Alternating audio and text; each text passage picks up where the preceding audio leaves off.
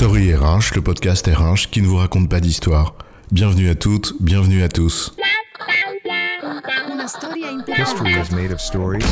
Dans cet épisode, nous allons nous demander si c'est une bonne idée d'avoir recours à une intelligence artificielle comme ChatGPT pour faire un devoir universitaire.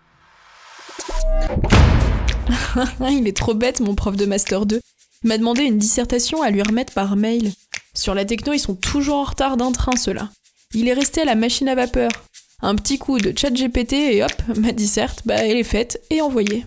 C'est toi qui as un train de retard, tête d'off. ChatGPT, c'est du passé. C'est mieux d'utiliser Perplexity.ai, car il te cite les références qu'il utilise. Et pour un devoir universitaire, c'est mieux. Bref, comme disait Georges Courteline, faire le malin est le propre de tout imbécile. Mais alors, c'est une bonne idée ou pas, ChatGPT ? ChatGPT pour faire un devoir universitaire, c'est quoi l'histoire ? La fascination que la technologie peut exercer sur les gens, elle est fascinante. Combien de fois conduit-elle à entretenir une confusion entre information, connaissance et intelligence ? La tête bien pleine et la tête bien faite, on n'est pas sorti des ronces et Montaigne, il se retourne dans sa tombe. Une fois qu'on a dit ça, les résultats que les robots conversationnels du type ChatGPT peuvent te fournir sont bluffants. Aucun doute là-dessus, on n'en est qu'au début. Ils continueront évidemment de s'améliorer et donc de nous fasciner encore plus. ChatGPT, par exemple, c'est en effet rédiger en langage naturel et entretenir un échange, ça fait aucun doute, et ça peut faire illusion. Un peu comme si t'étais dans un dîner en ville et qu'on te soufflait à l'oreille une réponse rapide sur un thème que tu connais pas très bien.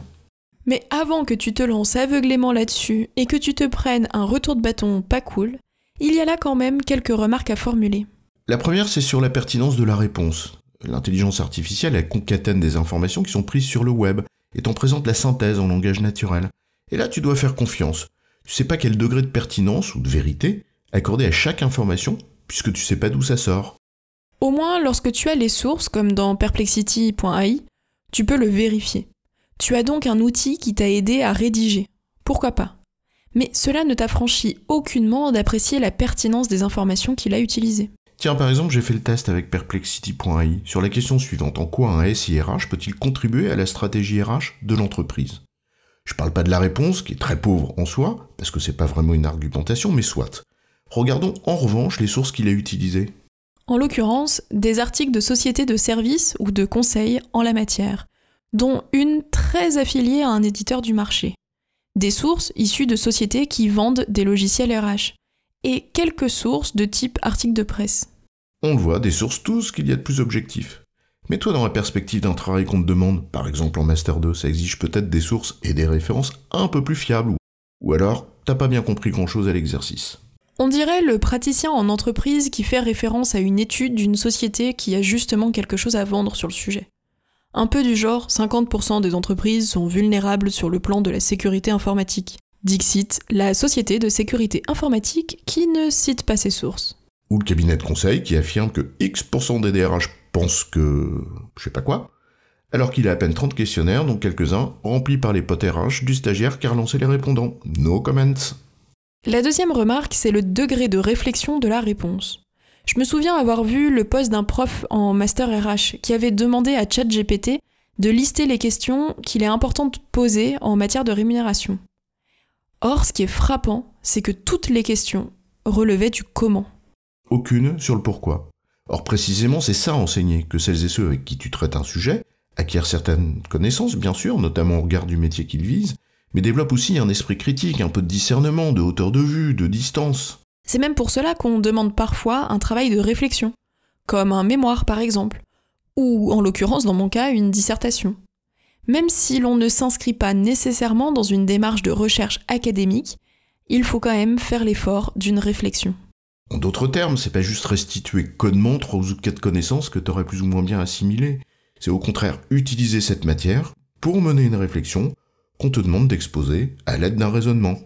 Or, un raisonnement, cela va évidemment plus loin que la liste d'énumération. Genre avantages, inconvénients, façon oui, non, peut-être. Thèse, antithèse, foutaise. L'exercice qu'on te demande, c'est une réflexion, avec une argumentation. On attend donc un minimum d'hygiène de raisonnement, pas la sophistication de chaque argument, mais les liens entre les choses, le recul sur ces arguments, bref, de l'intelligence, pas l'étalage d'une pseudo-connaissance. La troisième remarque relève d'autre chose, d'une question simple. Pourquoi tu fais des études ? Tu passes juste de péage en péage pour obtenir un diplôme, une sorte de ticket d'entrée ?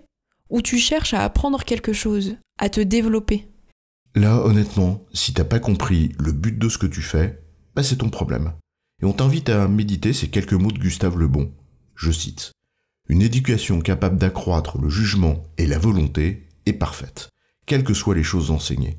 Avec ses seules qualités, l'homme sait orienter sa destinée. Mieux vaut comprendre qu'apprendre. » En résumé, utiliser une IA comme ChatGPT ou Perplexity, comme n'importe quelle autre source d'information pour se faire un avis, se documenter, et utiliser cette matière pour formuler une analyse avec discernement, ça, c'est faire preuve d'intelligence.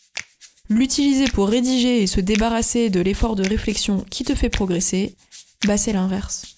J'ai bon, chef ? Oui, tu as bon, mais on va pas en faire toute une histoire.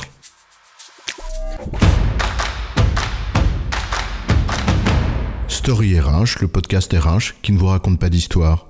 Retrouvez tous les épisodes sur storyrh.fr.